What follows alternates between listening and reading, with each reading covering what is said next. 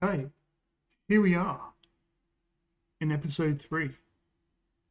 Today we're going to do the terrain layer. So, you would know in every RTS game or that you've ever played, your units, they can only walk through certain terrain. They can't go through water. They'll go slower through the forest. They'll go faster on a road. It's very simple and easy. It's not a magical solution situation that you're in here. It's just a lookup table of what type of cells that are there and their movement costs, and the pathing respects those movement costs. And really today that's exactly what we're going to do. But we're also going to build something more interesting. A system where terrain types automatically update pathing costs when they change. For example, when we paint water tiles, the tile cost is going to update, placing buildings, the cell blocks. There'll be no manual synchronization between them. It'll all just happen, no spaghetti callbacks or anything like that. It's just going to cascade through the events, through the layers that we've already set up. Okay, so the first thing we need is our terrain layer. So in our layers, we're going to make a new script and we're going to call it terrain layer. So the terrain layer, it stores 3 things per cell. It's going to store the cell ID,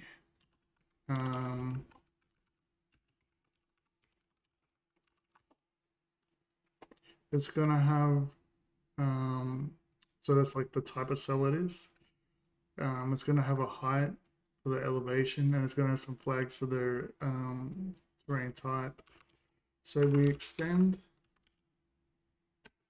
our grid layer.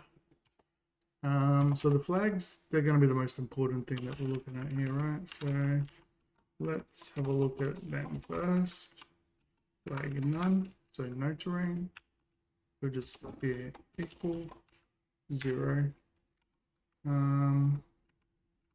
So we will just copy this because it's basically the same. So port 1, 0. Water, cliffs, roads, forests, shallows, and possibles. Okay. Water, cliff, road, forest, shallow, and impossible. Okay. Let's just put all these over here. So what we're doing is we're going to use bit masking. So the way the bit masking works is, for example, we can have flag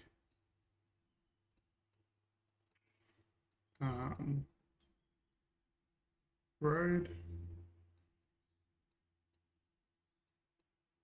and then we do a logical or,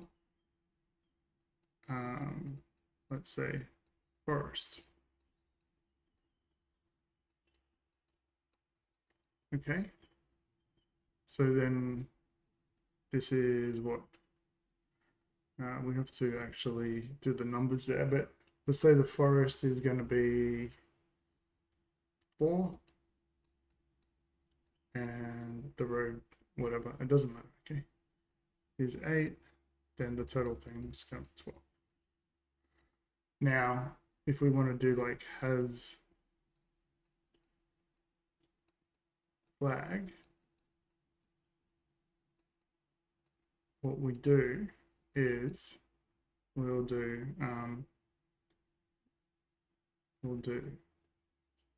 flag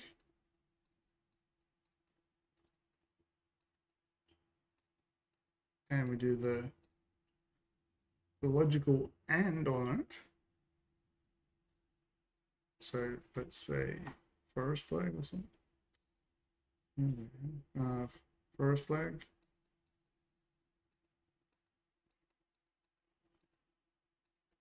And then that's going to equal, what did we say the first is going to be 8. Oops. Right? So it's pretty simple, pretty easy, pretty straightforward.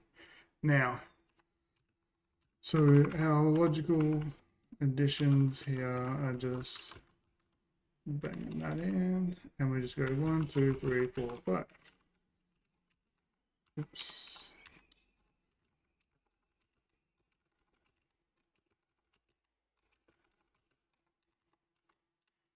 So just so you know, this is 1. It's powers of 2, so it's 2, 4, 8,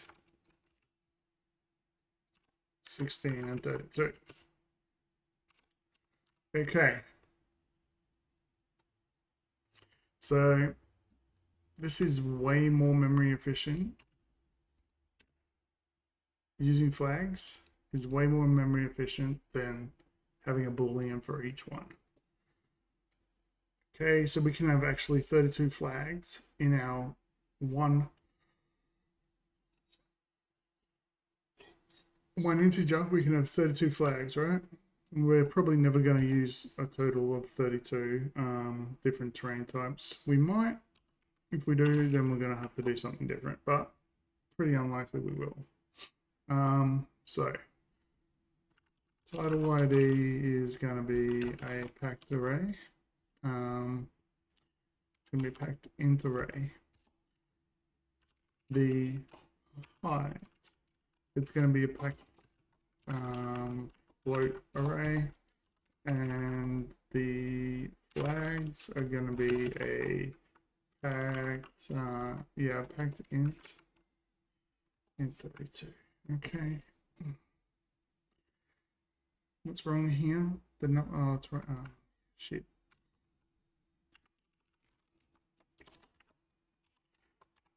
Okay. So function on register. So, yep. We're just going to call it super with the grid. Easy. Then we're going to do a size equals width times height.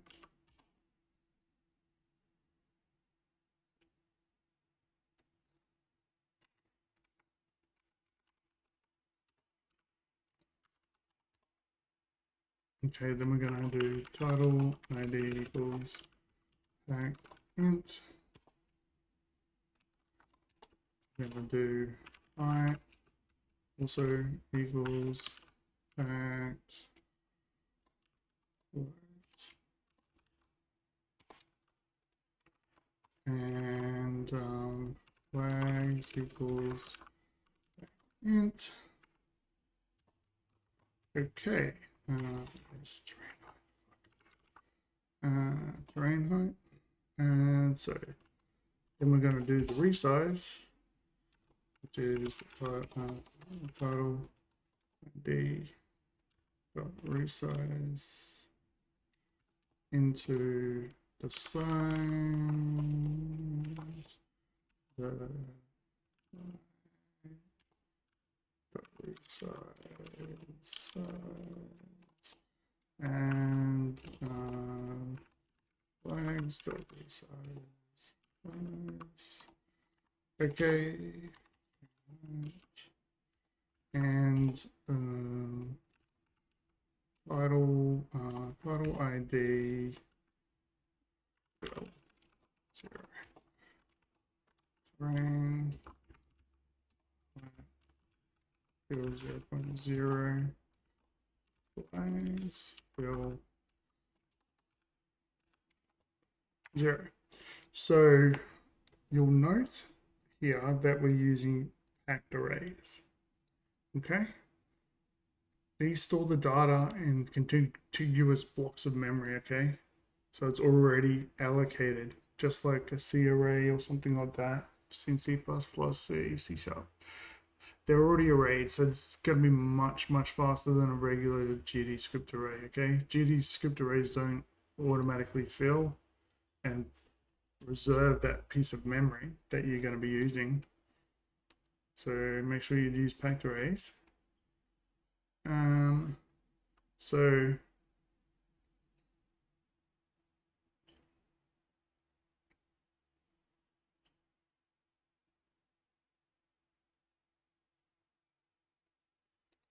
what we're going to do now is call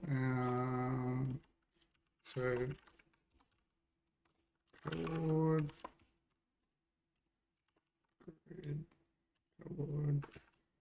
file int right below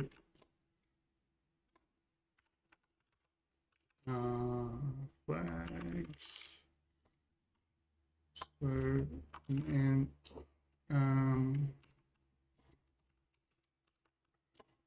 flag none. Okay. And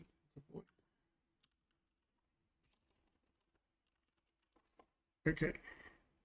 So if not in bounds, then we just bounce. Don't do anything if you give us an out of bounds coordinate. Well, I equals index. Remember our index function that converts a chord to a flat array index. Okay, just those the things. Where's my okay? So what are we doing? We're just gonna go and we're just gonna set the title file ID of I equals title and terrain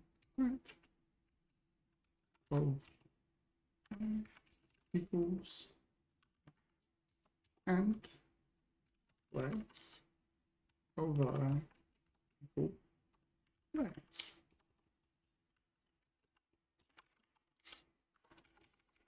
Easy stuff.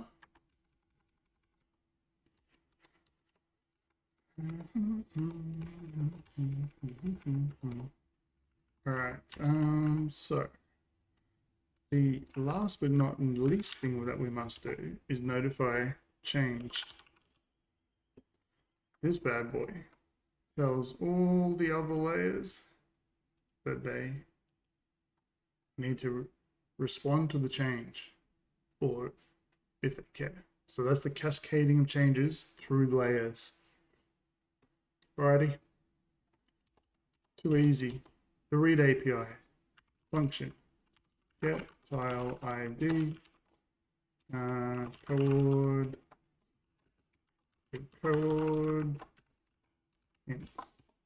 return file ID index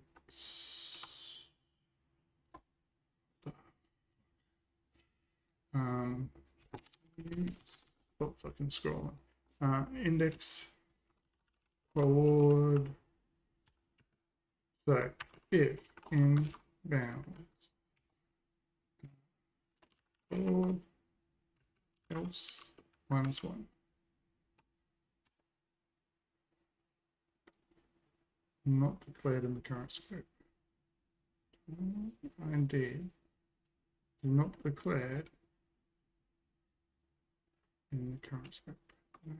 You're tripping.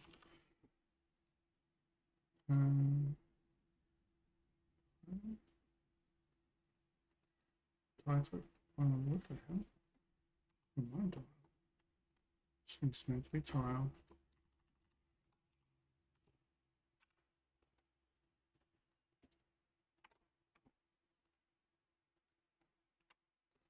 Okay. Now we want to do a get height same thing. Record. Now return a float. Return terrain height. Index code. If in bounds forward else 2.0. Get flags. You guessed it, code grid forward, and this time we return an int for the flags. We will return flags index code if inbound code else flag flag none. Cool. As flag code grid code wind flag, and we return a bool to say yes or no. Return flags index code and flag, as we said before, is not equal 0. So that's how we do that. Else we just return false. And it's not happy because I spelled that wrong. Okay, the last but not least is get data. Forward, grid, forward, variant. Return get tile ID. Forward. Beautiful. What's your problem, buddy? Variant.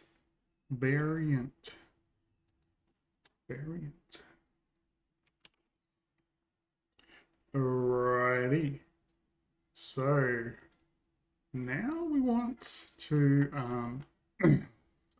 we actually want to render it. Why is it saying? What is this? I don't know what that is. Okay. So we just add a node 2D. And we'll call this bad boy terrain. Renderer. So we'll make a new folder for renderers,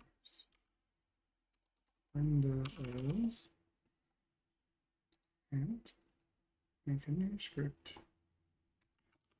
Terrain renderer. Cool.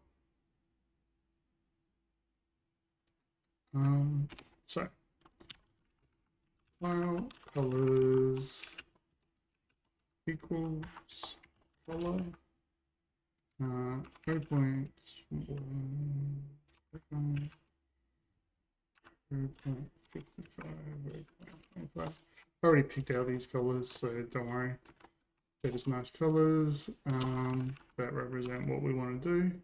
0.18, 0.35, and 0.75. That's our nice water. Color 0.15, 0.38, 0.10. That's the forest, and our last one is going to be 0.55, 0.50, 0.38. That's our sand for our road. So cool. Grid map. Var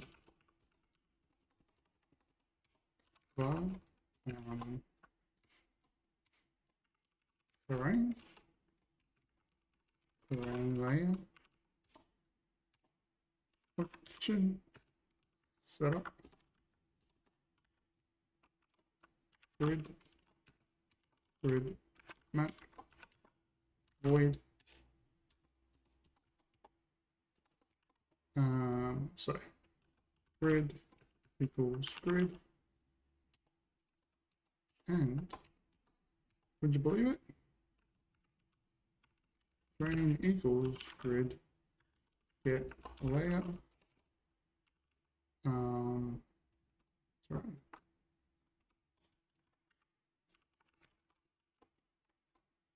Okay, and then Q 3 QUE. What is going on? Terrain layer.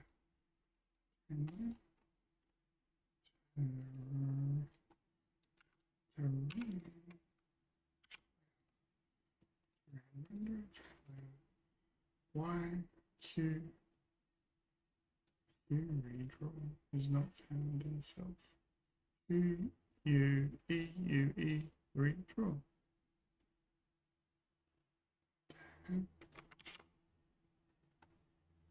Oh, no, it's meant to be a node 2D. Now, because this isn't a node 2D, it's going to be offset. Let's get rid of that.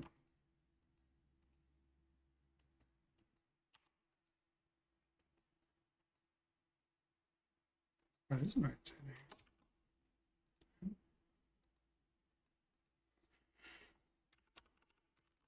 Terrain renderer. Okay. Radio. What do we have left? Just the draw. Function draw. It's going to be the void. If not, grid. So we don't have no grid, so we just return. Var CS equals grid cell size. Basically what we're doing in the other draw, which we actually got to delete, by the way. I forgot to say that. Grid dot height.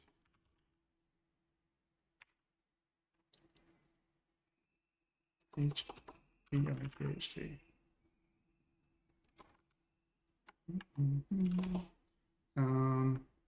For X in grid dot width.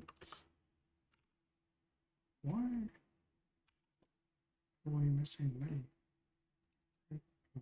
Is this name? Yep. Yep. Could be that. Okay. So we can get our coordinate.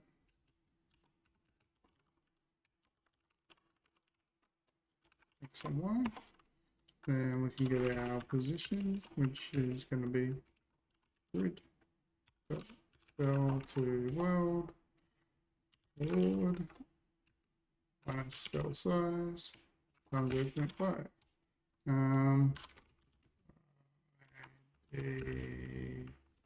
Terrain. Yeah. File ID. Forward. Color equals our colors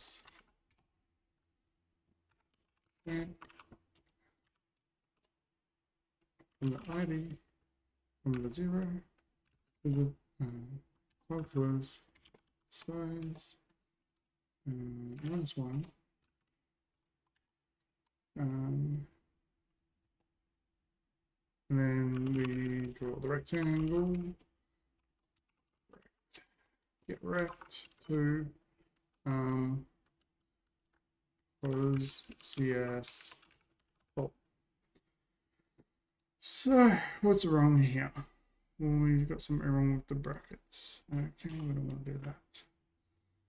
We don't know what this is, so we'll just make it a color. Yep, rightio. So that'll work. Almost. And back in the test thing, we of course want to get rid of our draw. Of course, we ain't doing that anymore. But what we do want to do is we want to have a generate terrain. Now, bar terrain layer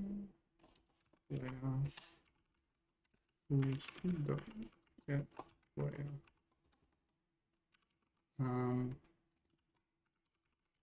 terrain. Okay, grid is not defined. Yes.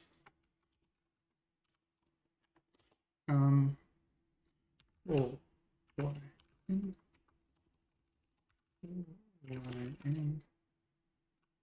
grid dot height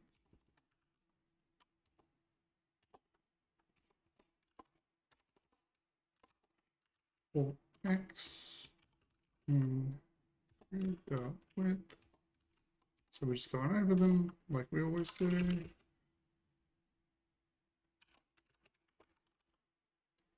Grid coord new x and y. If x is whatever 20 and x is 23, we'll just do a little bit of water, terrain, set tile, C1,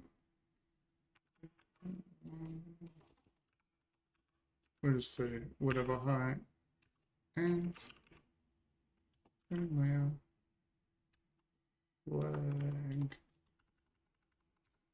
water. L if y equals 4. So now C3 open in terrain layer flag none. Okay, and well, actually that's going to be the road. Next else terrain set tile C 0.0 terrain layer. No. Okay. Now hopefully we get something showing up here. Nope. First we never registered, so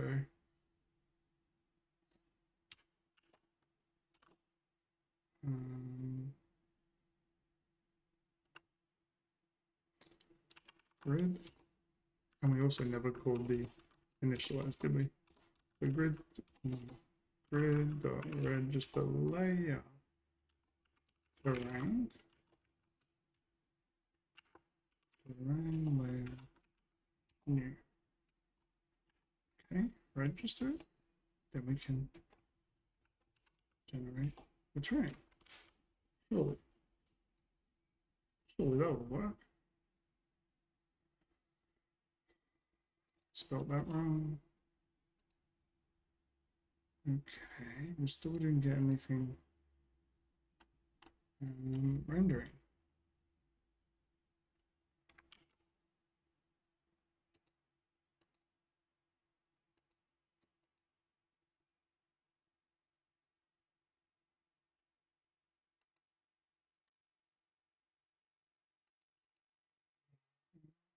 Oh wait, I never put the terrain.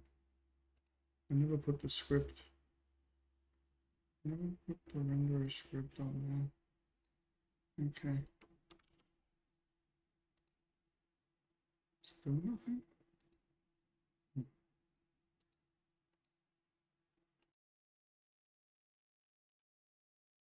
Let's add a function queue redraw all,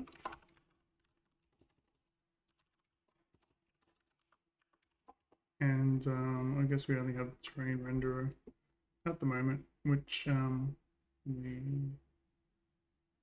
didn't create.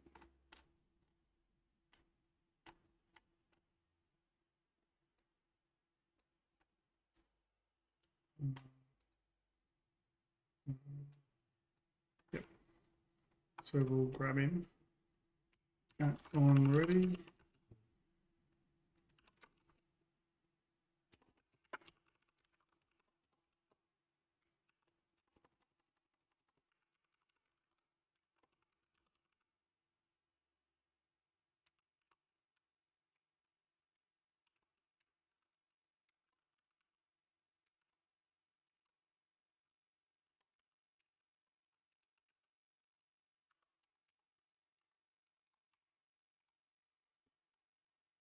Okay. Then when we do the redraw all, we can just do the terrain renderer dot queue redraw. Cool. And then we'll just put the redraw all up here. A bit of luck. Still don't get anything. Yeah, that's because we're not actually calling the setup. Huh. Our grid will be just empty all the time here when we run, right? Yeah, no grid, so no map. So we got to call the setup. When will we do that? So probably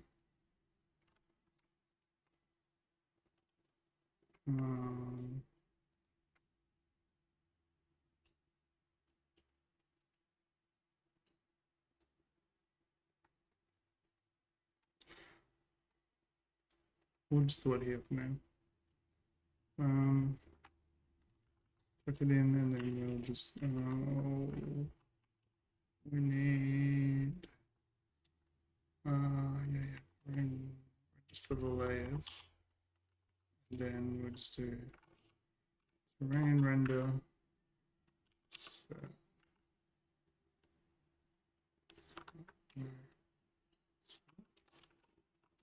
Terrain layer. Is it terrain layer stuff?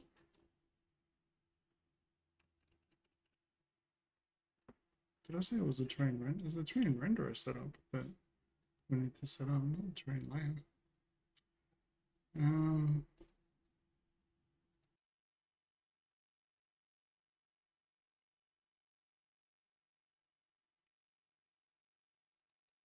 Back in the terrain scene, we got the grid. We generated the terrain. Before we queue,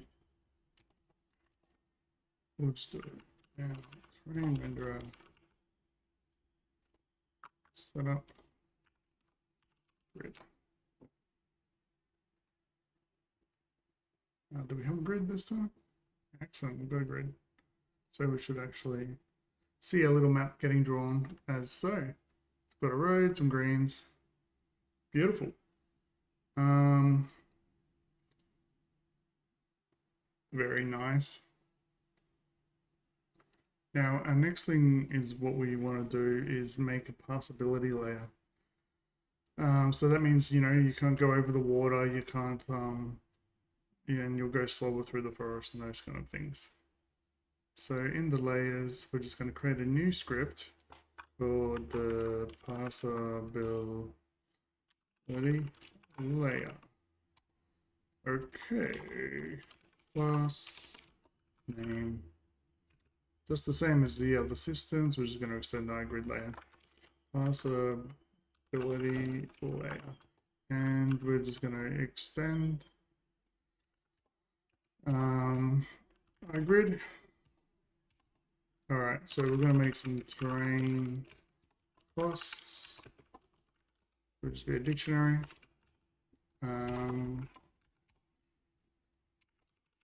TerrainLayer dot flag none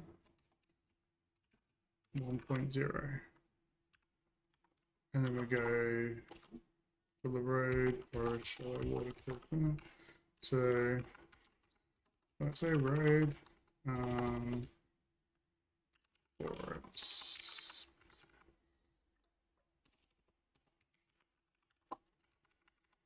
Shallow water, deep water, cliff, and impossible. Let's just put them all like that so we can. So none is 1. Road's going to be fast. Forest is going to be slow. Shallow is probably like shallow water. It's going to be like super slow. Water you can't go in.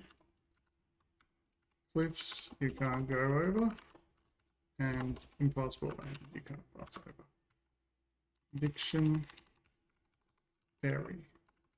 Okay. But walkable. Fact. Binary. Cost. Fact.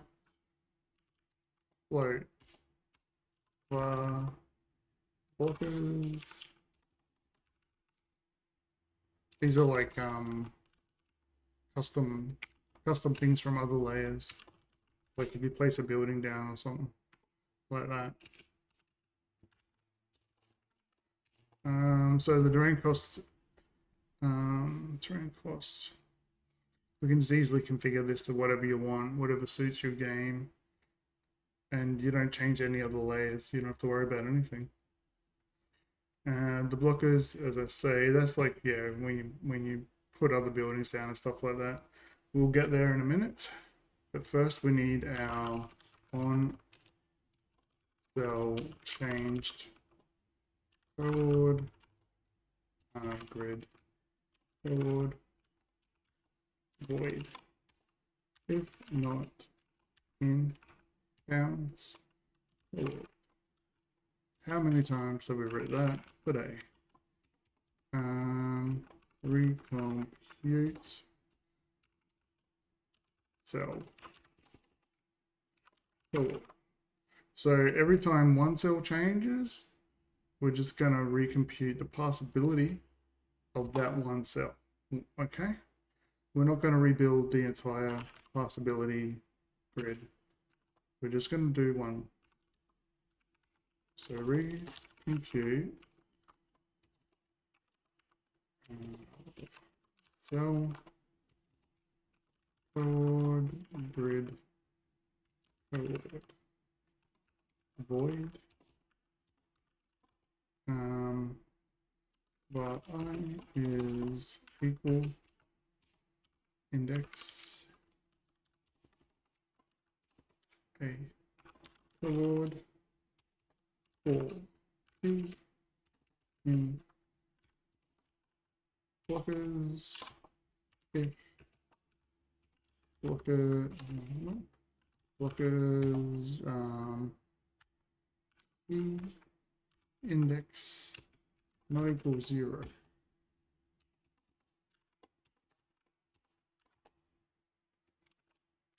Walkable I equals 0. Cost equals infinity.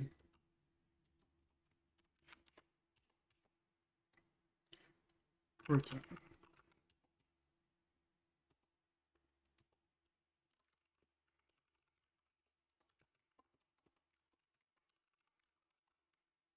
TerrainLayer equals grid delay and grid dot layers get layer or null terrain if terrain equals null.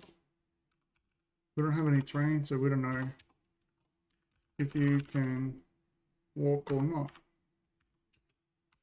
We're going to assume you can, and it will just be a standard one cost. Like that. Return. All right. Now we just get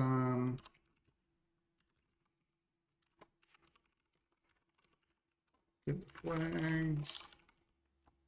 Should be an equals in there.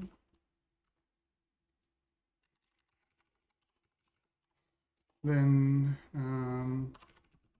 cost is cost from flags.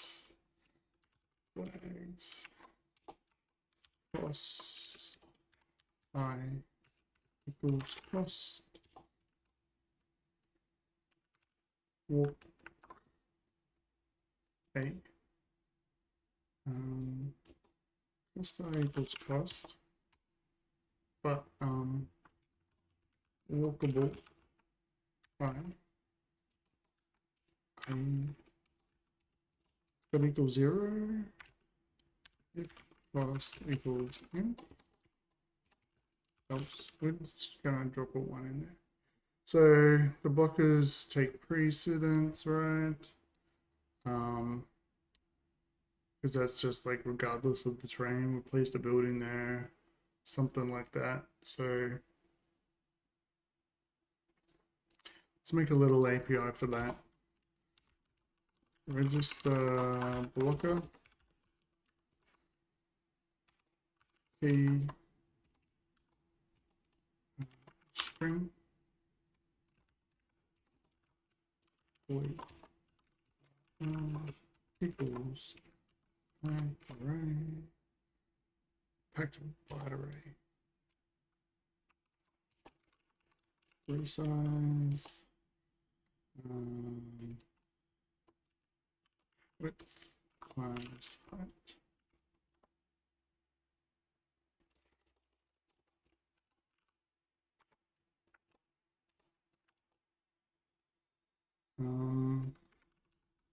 Build 0.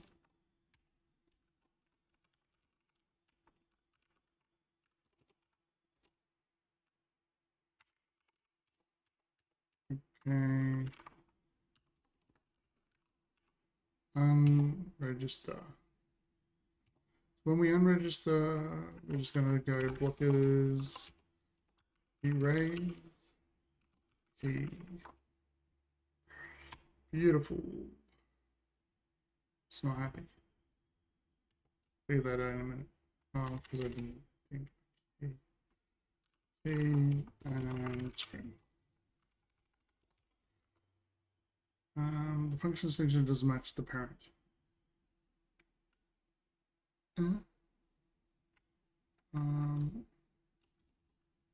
Unregister. Yeah. And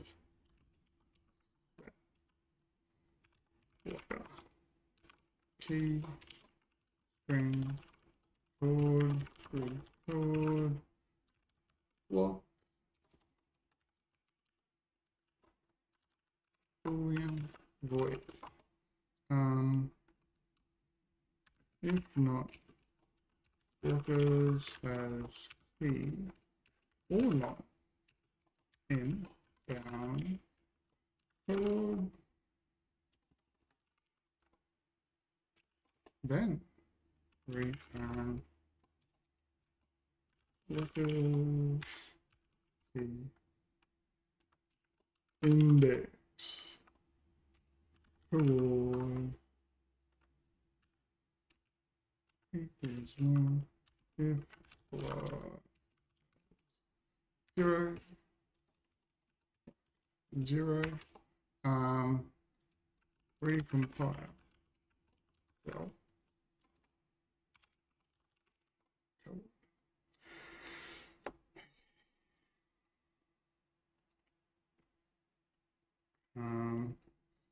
let's compute. Okay, let's just we'll figure that out in a minute. Okay. So that's it. The 3 layers of the blockers in a typical RTS. We're going to have buildings, which will be managed by our building placement. We're going to have units, which are managed by our units. Then there'll be like statics, stuff like trees and stuff that you can't move through. Yeah. So each is going to be independent. Destroying the tree cells isn't going to affect the buildings, and it's going to give us a good, clear separation between our different layers. Rightio. So in the test scene, like nothing would have changed. Yeah. In our input, let's do this. Let's go.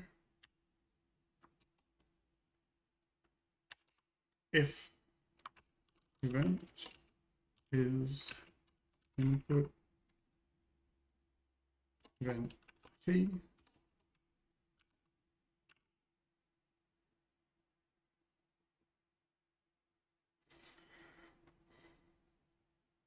and event dot press barcode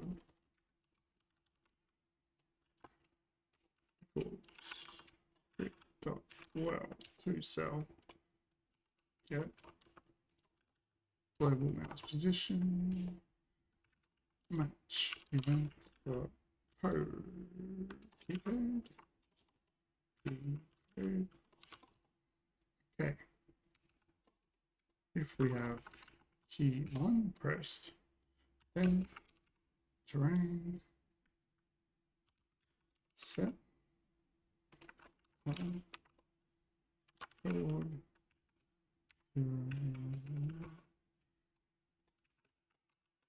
terrain layer flag none. So if we press key 2 and key 3, 1, 2.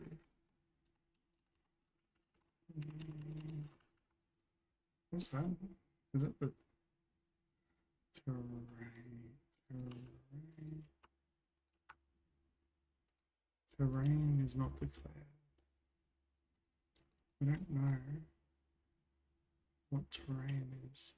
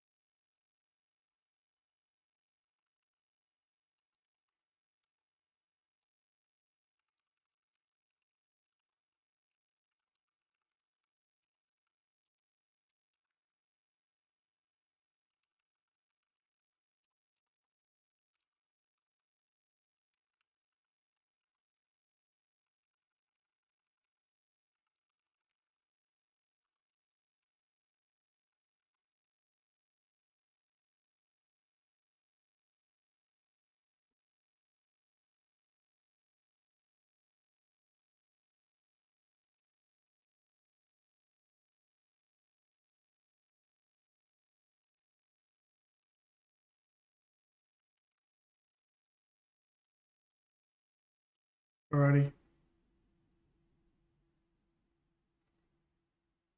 So now if we It's not. Is it? Okay. So it's working, but it's not. It's not doing the notification for the changed through the render stack. So we'll have to do the render layers in the next video. But one thing we can do is show that we can show that the passability is actually updating. So not passability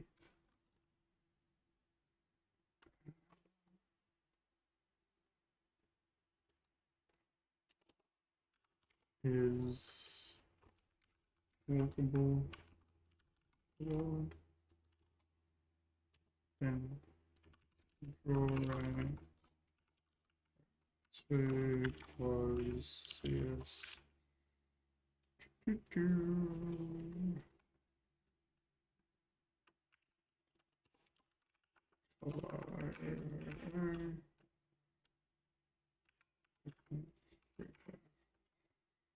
Okay, so we should get like a thing. Passability is walkable. Yeah. Alrighty. Do we not?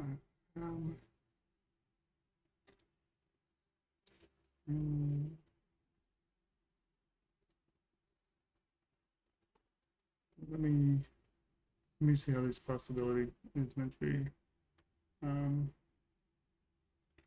done, because I don't think we actually even registered a passability layer, did we? We didn't even register the passability layer. No. So we definitely got to do that.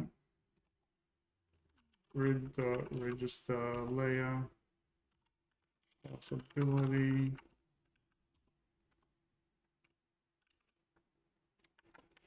Passability layer new. Wait, do we need to do a setup in the passability layer? Yeah. Looks fine. Okay, so in the render, so we're going to get the passability. So passability layer. Passability equals grid.get passability. Oops, I don't know that. So we should have like a little bit of a is walkable. Is walkable is not part of possibility. Recompute flags register. Did we forget to do that?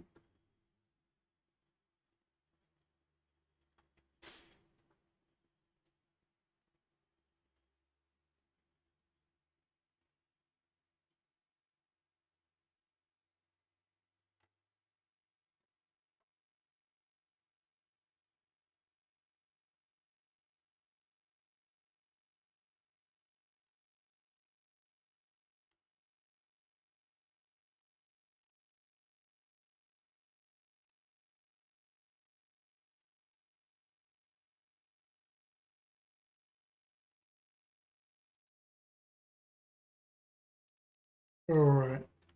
We'll just add one more thing to our testing. When we press our key B, we'll add a building. So possibility.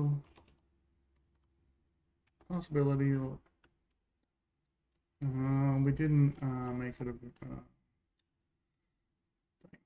Okay. Possibility layer. Possibility equals and possibilities there. So, yep.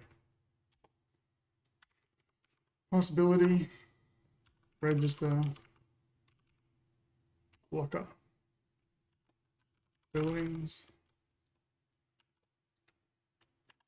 and possibility